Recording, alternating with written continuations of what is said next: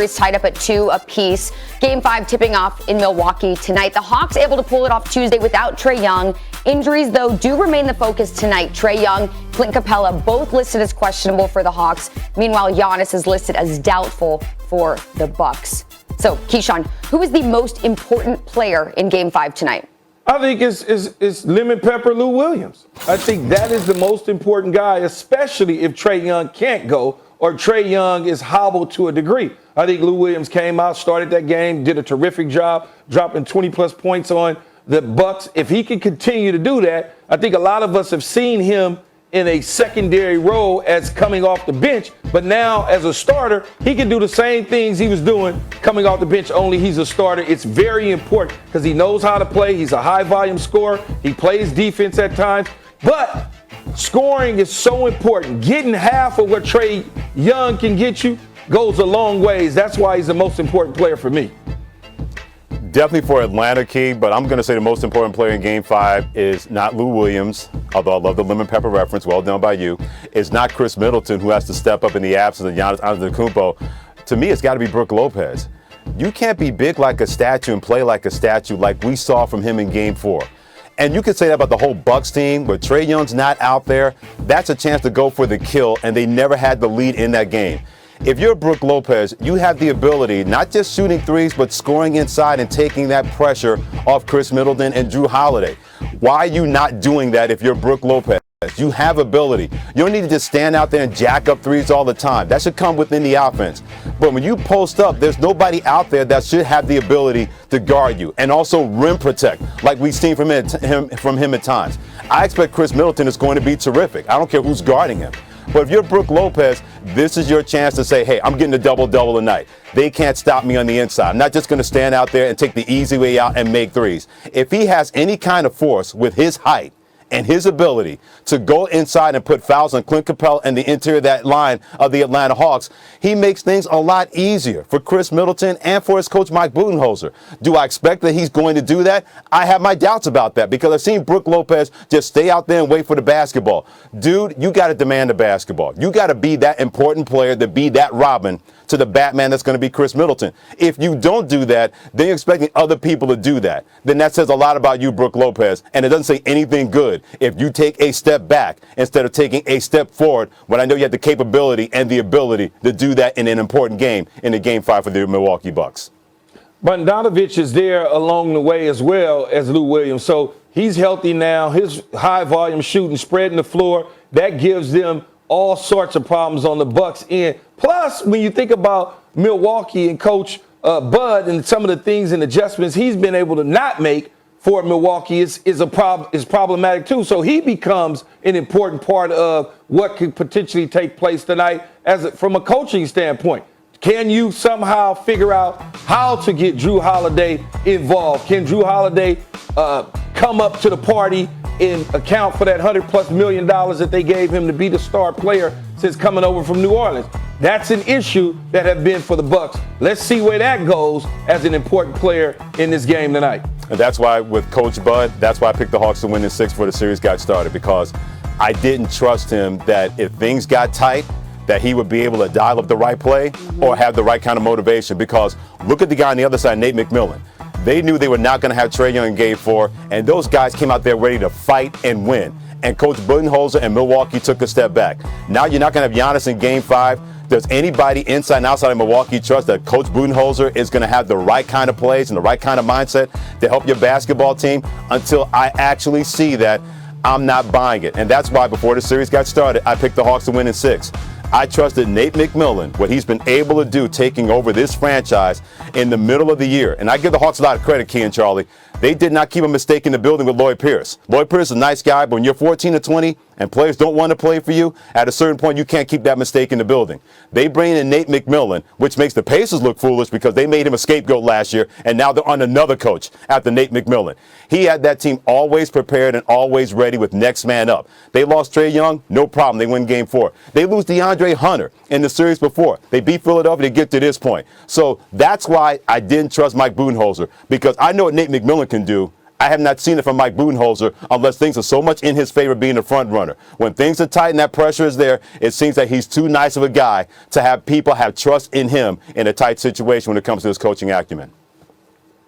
The great thing about it for Milwaukee is they're at home. The home crowd can get into it. Chris Middleton has struggled on the road and shooting the ball in the playoffs. He's done a terrific job at home. He did great in Game 3. Hopefully, like you said, Charlie, Game 3, he can duplicate that tonight in Game 5 and then see where they go from there. Well, actually, the only player on the Bucks squad to consistently perform well at home this series so far has been Drew Holiday. He had 55 points in the first 2 games in Milwaukee. So we'll see what happens there. Guys, let's keep it rolling. We have a lot more to get to. You didn't really know. You're like, okay, the Suns were 8-0 in the bubble. What leadership could he bring? And then you look up and they study just chipping along as the season goes. And you're sitting there saying to yourself, okay, this team is for real. So you now have to push out everything and all the doubt in your mind out the way. And now he's a little bit older. So you're like, well, can Chris Paul do some things? Now playoff time comes.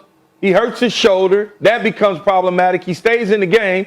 They knock down the Lakers. They take care of business against the Lakers. And then they move forward. And now you look up and he's in the finals. When you talk about Chris Paul, you can't talk about him without saying, but he has yet to get to a final. Now you can. And now the conversation is, can he win a final to go along with everything else that he's done as in his NBA career? He's been nothing but a leader, whether it's on or off the court.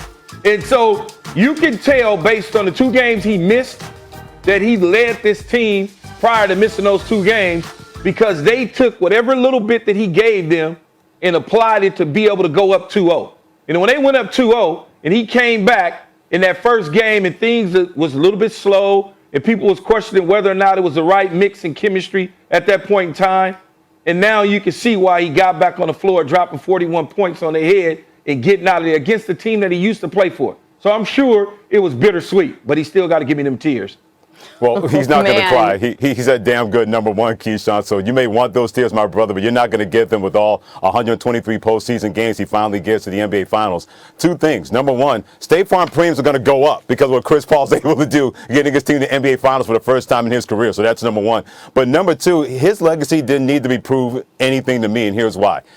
Chris Paul's always been that kind of guy that people have always said, okay, does he have too much of an edge? Is he too much of a leader? Does he have too much of the basketball? Does he hog it the whole 9 yards? I'm thinking, well, you're one of the greatest point guards of all time. Things are going to be a lot better when the ball is going to be in his hands. And what did he do? He closed out the Denver Nuggets by closing out in that series by winning 4 in a row against that team.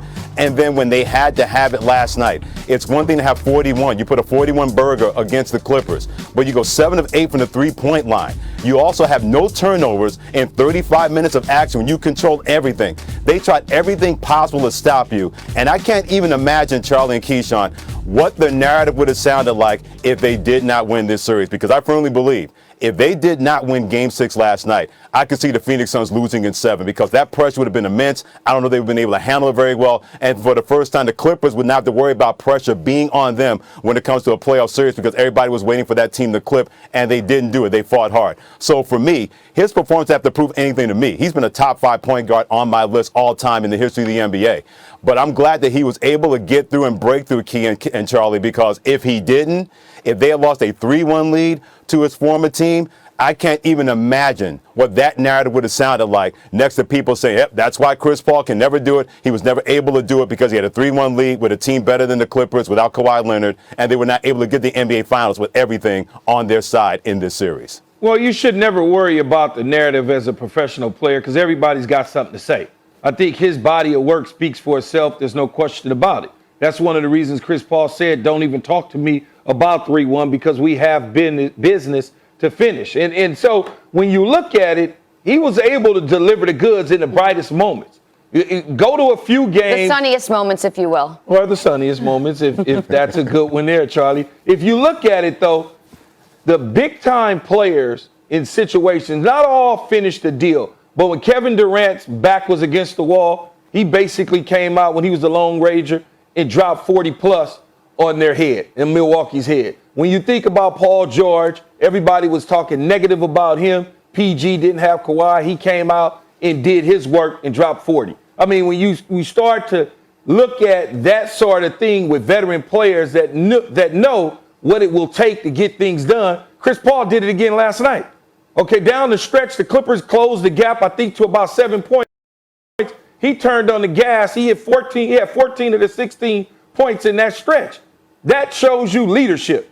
He look what he did for DeAndre Ayton since coming over from OKC. DeAndre Ayton gave him credit about him being able to get him to play a certain way. So it's like, this is more to me than just basketball legacy on and off the court. You made a joke about State Farm. That's important. Those little bitty things are so important in professional sports.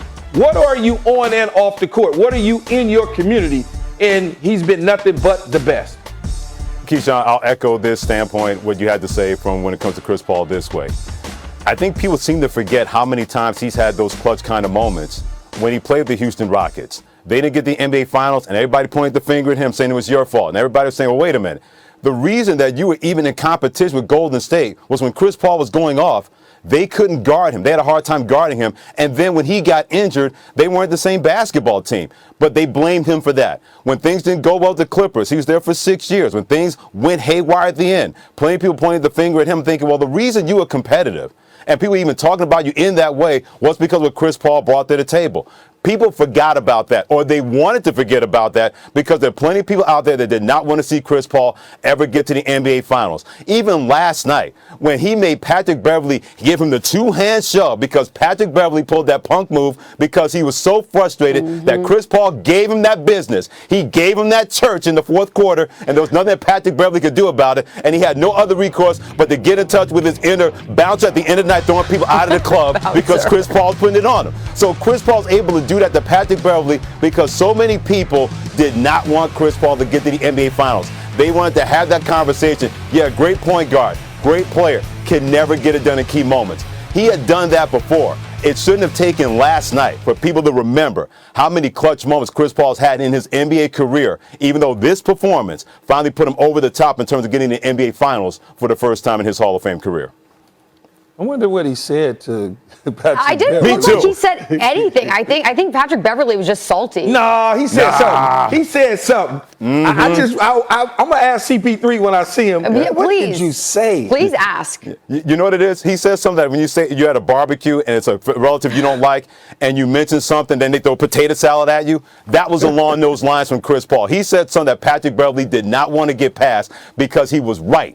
Chris Paul threw facts in his face, and Patrick Beverley couldn't handle it.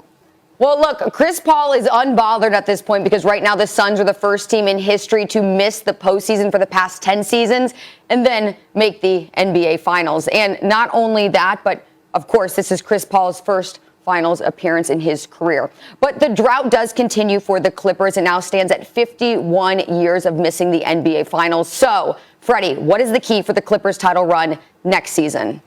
Well, Keyshawn will tell you more than ever before, Charlie and Keyshawn, it's a second year when it comes to NBA championships and opportunity windows. It's no longer year-to-year, game-to-game, it's second to second. But if you're going to be the Clippers, it's not so much about Kawhi Leonard coming back. That's key. But I think the most important thing for them to be a championship team or contend next year is Ty Lue, their head coach. Guys want to play for that guy. Guys understand that he's always going to have their back. And yes, you need talent. But he has shown the ability not only to coach talented players, but coach players up. What Monty Williams was able to do in Phoenix, look what Ty Lue did for Reggie Jackson. Look what he did for Marcus Morris. Even Boogie Cousins was getting run, and he played well in the last couple of games for the Los Angeles Clippers. They don't do this, in my opinion, if Doc Rivers is still the head coach. And that's not trying to slight Doc Rivers. It's just that certain guys have a better feel for a certain team and a certain way to coach players, especially with that organization. And yeah, you can't miss Kawhi Leonard and say, yeah, we're going to miss the 30 points or 57% that he shot from each game. Yeah, those things are going to happen. We're going to miss that. But they were that close to scaring the Phoenix Suns and maybe getting the NBA Finals. To me, that's the most important key. Because if you're the Clippers, you want to make sure that this opportunity is there, and you got to grab and hold on to it like your owner Steve Ballmer did to his friend's legs last night in that ball game. You got to do the same thing if you're the Clippers. And if you're going to do that, you have the right coach in Ty Lue that guys like Kawhi Leonard, Paul George, Reggie Jackson, and even though Patrick barely had that move, they want to go through a wall for that guy. To me, that's the most important aspect if the Clippers are going to do this again next year, when each and every year it's a second-by-second situation when it comes to competing and winning championships, no matter what sport it is. They got to run it back. They got to run it back with Ty Lue, Kawhi Leonard, PG. Maybe there's some tweaks along the lines of a couple role type